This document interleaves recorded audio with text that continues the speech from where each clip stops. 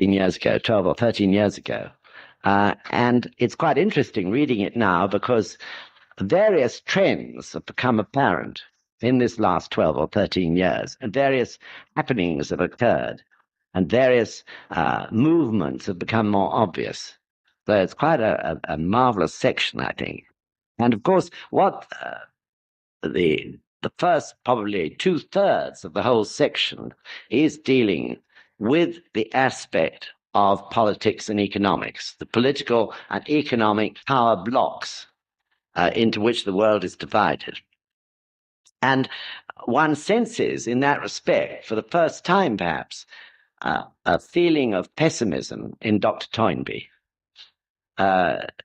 He has reached no satisfactory conclusion in his own mind about how world peace can be achieved. And sometimes his remarks are almost sad. He talks even about a world dictatorship at one point. And he bases that opinion that probably world unification can only be achieved under a dictator on previous historic examples, when, of course, in various parts of the world, there have been a certain extent unification, but only through that dictatorial power of one man. And gradually, Sensei, as the section goes on, brings Toynbee to consider religion more carefully, more deeply. And Toynbee first acknowledges that in a historical sense, religion has had something to do with regional unification. That is his first sort of step, that he does acknowledge that there has been some unification in the past, in history, through religion. And he quotes the Christian Roman Empire, the Roman Empire which became Christian, and indeed, as a result of which Christianity was introduced into this country of ours. And he talks about Italy in the 19th century, when Catholicism had something to do with the unification of Italy into a country rather than a series of small principalities and states. He also points out that the Muslims achieved unification through unity, but based on their religion. But on the other hand, of course, that was accompanied by the sword. So the famous expression of the Quran in one hand and the sword in the other applied in that way. And Toynbee then talks about China, where unification has been achieved or had been achieved over many centuries, to some extent through religion, but religion combined with force, the subjugation, in other words, of the people. And he mentions Taoism and Confucianism and so on. So again, religion, even because of that summing up of the past, the importance of religion is gradually being emphasized, that it has had, in fact, power of unification in the past, though that unification may have been somewhat impure. We'll consider that in more detail later. The Sensei leads on to that to talk about the present-day world, and he talks of the essential need for human interchange. He points out that although in the past the world seemed very large because communications were so difficult, now the world is very small, and therefore the situation is different. One country can affect another, even if they're both on opposite sides of the world. So Toynbee says, yes, that probably could help from a religious point of view. And finally, right at the end of this section, Toynbee agrees that to be successful in establishing a unified, peaceful world, religion could do it, but it must have the power of what Toynbee calls self-mastery. In other words, it must have the power to bring about what we would call the human revolution, in which we master our lives and our minds no longer master us. So, of course, Toynbee wouldn't know. He would probably, when he said that, feel that so far no religion had ever had the power to do that in a fully satisfactory way. And he was probably doubting that there ever could be such a religion. Bring about that essential human revolution.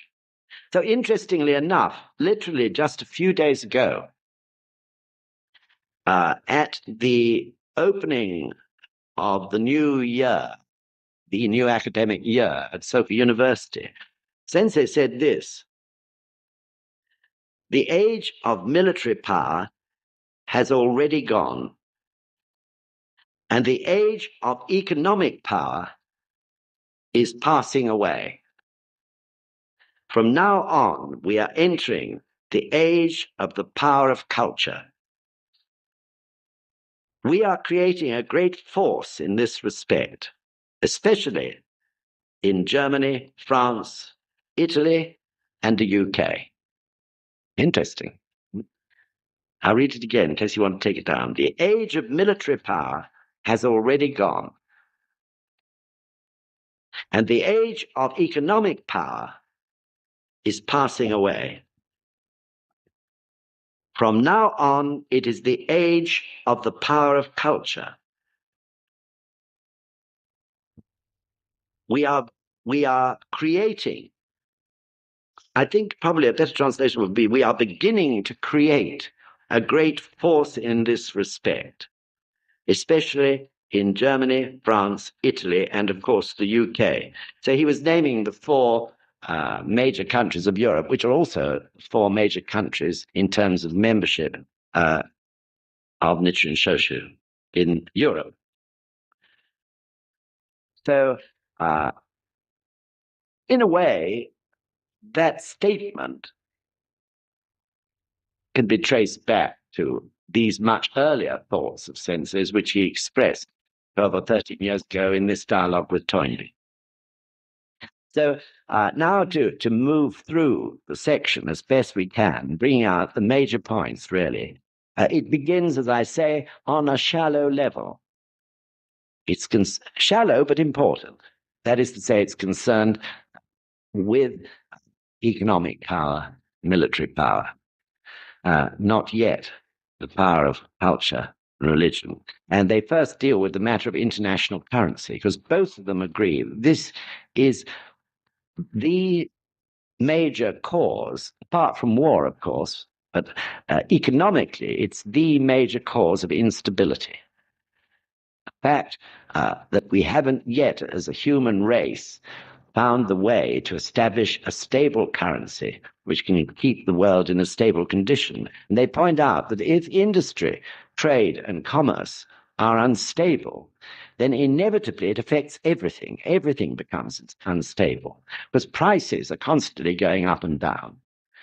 So, as you know, this is the sort of thing probably that we've been going through in this world ever since most of you were born, I guess. I doubt if you can remember times when there was a stable currency, if you had thought about it in your boyhood, which you probably didn't. But nevertheless, for years now, this has been the struggle ever since World War II, particularly. So the reason, of course, I'm sure you understand, is that fundamental, basic business, that is to say, trading, the passage of goods from one part of the world to another, or raw materials from one part of the world to the other, from which the goods can be manufactured. The currency, the tendency for currency to constantly be changing upsets the apple cart totally. So my experience as a businessman, I was 20 years a businessman after leaving the army, was that there was never any peace at all. You moved as a businessman from one crisis to the next. And I'm sure it's exactly the same today, although I left business in 1977. Constantly moving from crisis to crisis, and the reason is always the instability of the currency or the exchange of money throughout the world. So people order goods at a particular exchange rate, and then the exchange rate violently sometimes changes. The goods cost them twice as much. They have to put prices up everywhere to make their reasonable profit, and so it goes on.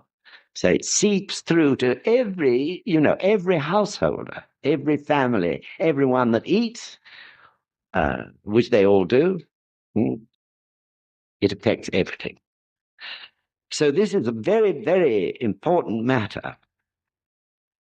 And the problem really has arisen that as a human race, we haven't yet discovered the method of doing this, of establishing a stable currency. And for want of something better, it became, starting, I suppose, really with the Industrial Revolution, the custom to anchor currencies to the most powerful nation in the world, the most stable, the most powerful, yet, so people thought, therefore, the most stable. So before World War I, certainly, and even just to some extent through World War II, between World War I and World War II, everything was anchored to the pound sterling. That was the stable currency because the British nation was the most powerful in the world. Therefore, they had the most stable currency. Therefore, everyone else tended to anchor their currencies to it. By the end of World War II, that situation had collapsed. Britain was no longer the most powerful economic nation in the world, and the United States took over. So as from the end of World War II, the dollar has been the basis or the anchor point for all the currencies of the world. And of course, interestingly, since this was written, we've seen recently the results of that system and its failings very strongly, because the American economy is in a total situation of imbalance due to various pressures. I suppose you could say starting from the Vietnam War onwards. And the result is, of course, that the instability of the dollar affects the stability of every other currency. So by and large, we're in a mess. We have these great crises on the stock exchange, which we saw recently, and so on. Everything up and down all the time. We see it even in our little bookshop over there at Richmond Centre, where books are ordered at a particular currency exchange rate. The yen is very strong, and we suffer because we're so hitched to the dollar nowadays. So books are more expensive, far more expensive than they should be. So what is the solution? Everything is so easily upset, isn't it? By war, by internal political struggles, by weak leadership. We've seen all that happen in the States in the past 20 years. Vietnam, weak leadership, and struggles within, political struggles within. So it's far too sensitive a thing to anchor a currency just to one country. That's the great lesson. So Sensei then moves on to talk about, in a way, evolutionary development of unification, the evolutionary development of it. Toynbee says, frankly, having done a brilliant outline of the situation so far as the economies of the countries of the world are concerned, he says at the end of it, I have no solution to offer. So then Sensei talks about, first of all, the EEC. Long ago, he had a conversation or a dialogue with, I can never pronounce his name, Count. Couldn't have Calgary.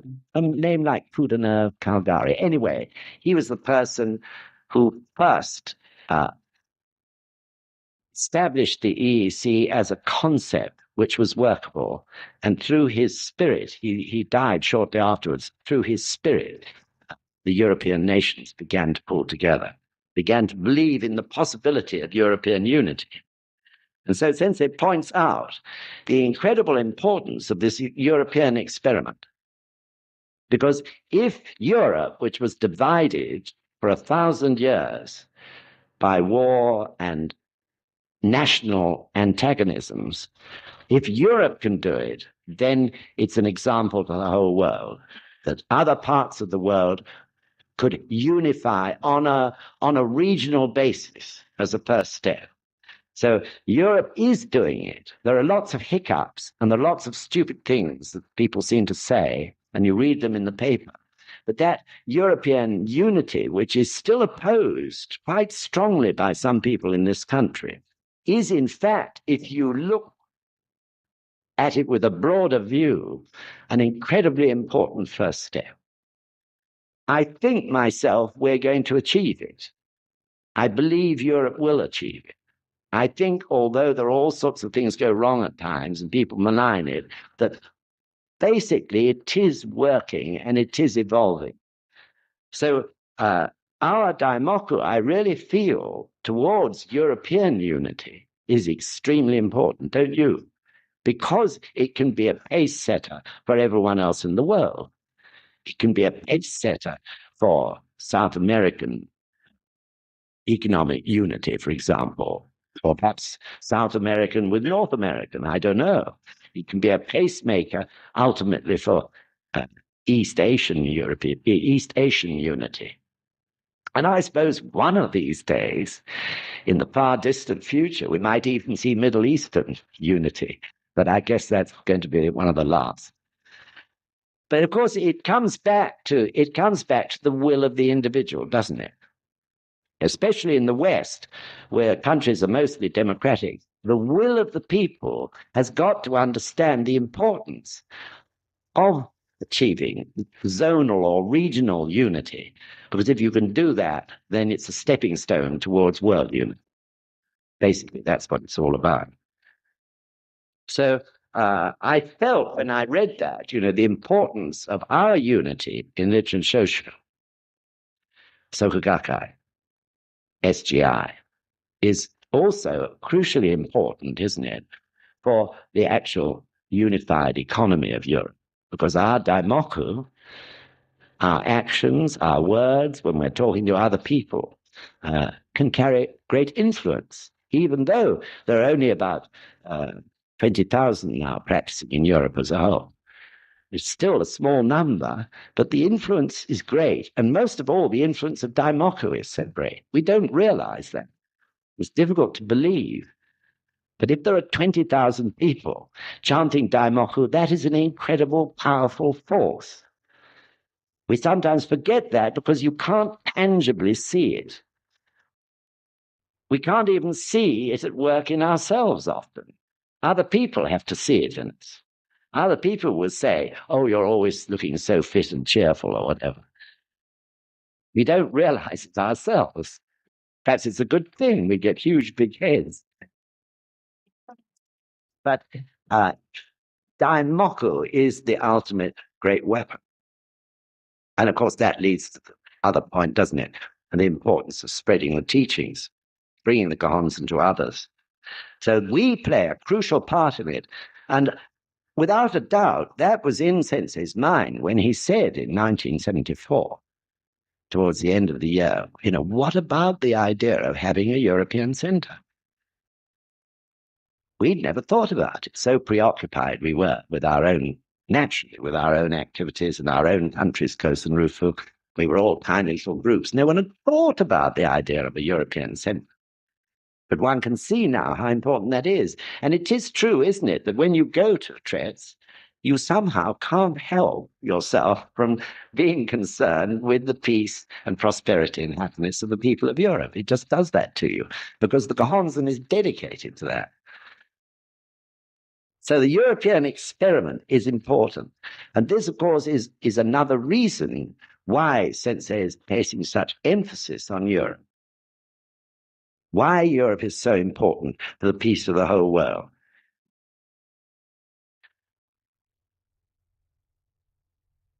Then he moves on to talk about Asia. Not such an easy problem. But whatever happens, Sensei emphasizes the importance of China. China, the greatest country in Asia, if you don't include the Soviet Union in it, which you have to some extent. Nevertheless, the greatest purely Asian country, of course, is China, the vast country with an enormous population. And he talks about moving, what are the implications, if you like, of moving from what he calls bipolarity to multipolarity. Multipolarity meaning a zonal unification of a whole number of different countries. But Toynbee was an expert in China. He'd been there many times. He knew about the history of the whole world, but he probably knew about the history of China better than anyone else in his time. And he referred to China a lot in this book, all the way through. And they discuss this problem from a historical sense. They point out that apart from that period, when China was attacked by foreign powers, that is to say, by the Western powers, and then in their weakness, Japan attacked them. And this is all recent in terms of history, within the last 100 or 150 years. Or apart from that period, China was able to maintain a stable rule over that vast country. It's an incredible achievement, really. For 2,100 years, China maintained a stable zonal or multipolarity federation. There were different states, quite different sorts of people, too. We rather think of everybody in China being one person, but they're one type of people. But they're not, in fact. There are all many different races or tribes involved in China. However, through the way they ruled, they kept this amazing stability. And they maintained good relations also throughout all that long period with their neighbors. So Toynbee felt that this was the virtue of the Chinese people. But points out that 2,100 years of maintaining stability, must have left its mark in the Chinese people today. That history behind them. Therefore, today also, their way of doing things, their way of achieving a stable nation, could be a lesson for others. So the Chinese empire remained peaceful for 2,100 years, but as Toynbee points out, all the other great empires of the world never lasted for more than 250 or 300 years in historical sense. That is to say, the Roman Empire, the Arab Empire, the Byzantine Empire, the British Empire, all caved in that comparatively historically short period. So it seems the Chinese have an ability, and both emphasize this point, but Toynbee indicated they have an ability to tolerate other nations and peoples than themselves and to integrate with them. And there's a great example of that, of course, in Hong Kong. Hong Kong is an amazing example of what the teamwork between two completely different races can achieve, the British and the Chinese together. They were a great partnership in Hong Kong. No doubt about that. And the way Hong Kong has got to where it is, which is in many ways an incredible achievement in a very, very short space of time, is largely to do to the ability of both those nations to get on together, though they come from opposite parts of the world. If you look at this country, you can see how well the Chinese people integrate. When I got back from having been abroad for a bit, it was amazing to me how, Chinese restaurants were everywhere. It used not to be so 30 years ago, 40 years ago, but now they're everywhere, even in small country villages. The people somehow get on together. It's an amazing achievement. You walk out of Cambridge University, one of the colleges, great ancient colleges there, and there's a Chinese restaurant right opposite the main gates. This incredible thing. So they have this ability. And therefore, the Chinese people have, a great characteristic that can be extremely valuable to the whole world and in establishing world peace. So recently, when Sensei was in Hong Kong, he said to the Hong Kong people, Chinese people in Hong Kong, you really have to lead the way. He wrote a wonderful poem to them. Maybe we can publish it sometime in the UK Express. And he pointed out that they must lead the way towards Kosen Rufu of East Asia. Because Kosen Rufu of East Asia is really, in the end, Kosen Rufu of China. So, as we've, I think, discussed before, there are, of course, lots of people practicing undercover in China. Maybe not openly, but inevitably, every family in Hong Kong has relations in the mainland, and communication is quite easy, so it's not restricted. So there must be a great deal of talk about Buddhism, and I think a lot of people practicing that. They're not doing so in the open yet.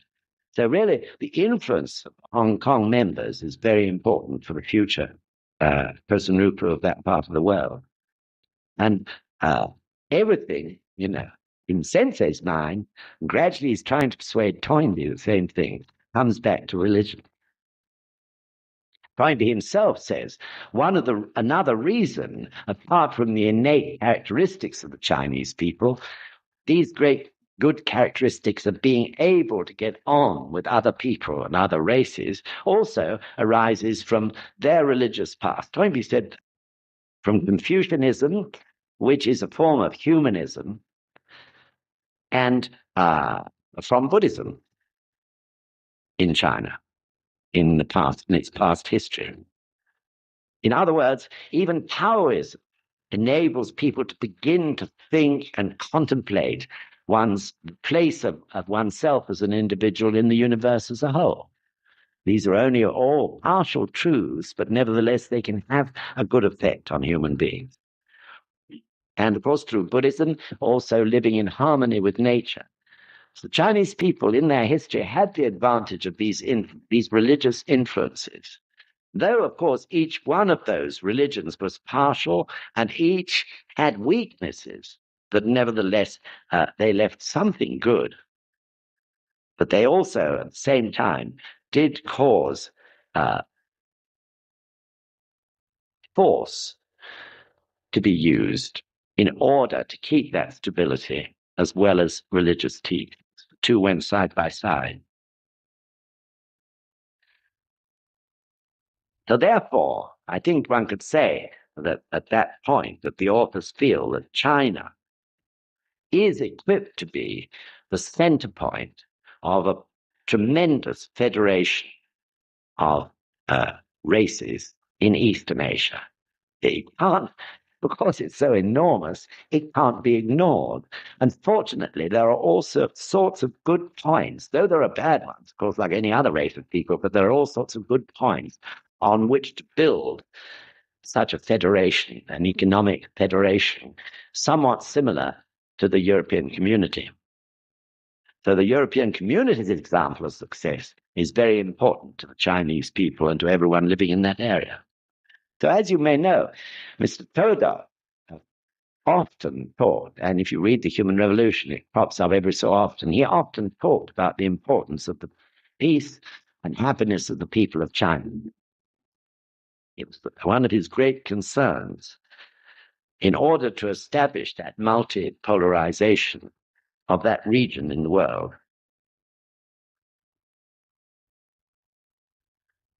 So, of course, what the authors then lead to talking about is that if the Chinese people had to use force in order to achieve this amazing stability over hundreds and hundreds and hundreds and hundreds of years, how can we now achieve that same stability without using force, without oppression, or without a massive disciplinary system over the people? And I thought when I read that bit of Sensei, when he first went on his first visit to China, he's visited China more than any other country in the world in the last 15 years. And when he first went to China, some of you may have heard, a press reporter, when he was leaving, asked him why he was going. And he said, I'm going to chant Daimoku in Peking. That was in around about 1974 or 5, his first visit. And that's what he went there for. Since then, he told us once that it was such a cold reception, his first visit. He wasn't greeted warmly. It was a struggle all the way. So he really did feel, of course, he was trying to get to know people, but it was a painful experience. He wasn't really welcome. Japanese people as a whole were not welcome in China. It created dreadful suffering in that long, long war that went on from the 1930s right the way through to the end of World War II, virtually. So Sensei had to overcome that. And its first step was just to go to Peking and chant Daimoku. That was his most important thing. And as you may or may not know, it's now an acknowledged fact in Japan that the China-Japan Treaty, which was finally signed about 4 years ago, I think, the initiative was President Ikeda's. This is generally acknowledged through his perseverance, constantly going over that. And why did he do it? Because he was determined to fulfill his master's will, Mr. Toda's will. Mr. Toda said, peace, people of China, is vitally important to Kosanuku of the world. So always in Sensei's mind was what that Mr. Toda said, and his determination to carry it out step by step. On his last visit, the Chinese Secretary General of the Chinese Communist Party had very open, frank talks. Sensei said the difference was so incredible between his first visit and his recent visit. So warmly welcome now. And the Secretary General of the Chinese Communist Party asked him if he could help to take the initiative in solving the problem of North and South Korea, which the Chinese people are also worrying about. By getting to know people, bringing people together, establishing a link or as a go-between, just to establish trust and friendship, basically.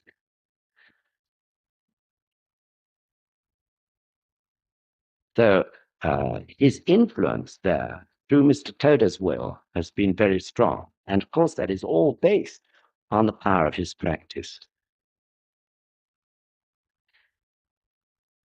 So just recently, in his last visit also, the Chinese, one of the Chinese government ministers said, why don't you come over here and lecture to us about your wonderful Buddhism? And Sensei said, no. When you free religion and allow people to practice as they wish, then I'll come and lecture about Buddhism, but not until that time. Sensei pointing out the dignity of life, the freedom of mankind to worship as he believes to be right, is the fundamental principle that the Chinese government have got to recognize before he would ever go and spread the teachings of Nichiren Daishonin's Buddhism. It's right, isn't it, when you think about it?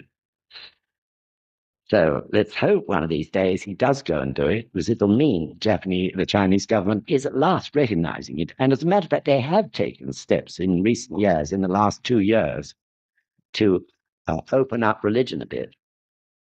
They have allowed people to worship now, though they're not allowed to propagate. They're not allowed to spread whatever religion they practice.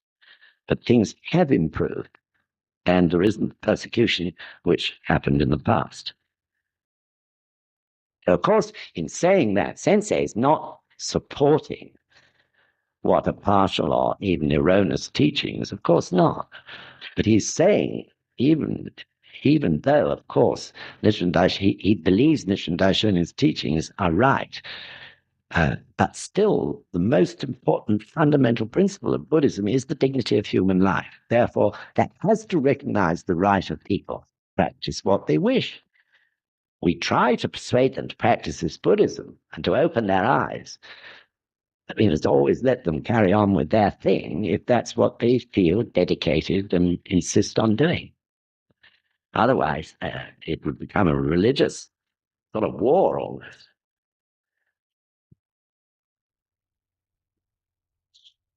So I think if we can get anything out of this from the Buddhist point of view, it is our mission, definitely our mission, as the followers of Nichiren Daishonin in Europe, together with our European friends in other countries, to never forget the need for the unity of Europe, the need for the success of this experiment, so that it's an example to the rest of the world.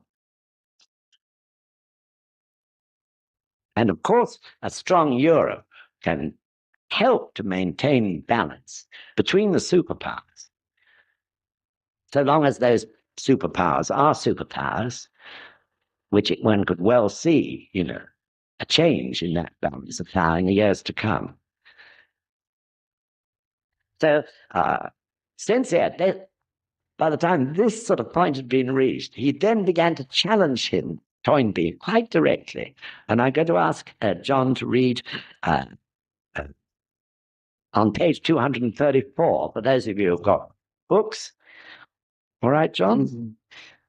In the present-day experiment in Western civilization, you said, a Chinese domination and colonialization of the entire surface of this planet is one of the possibilities that the future may hold in store for us. May I ask on what grounds you base this statement? Do you still feel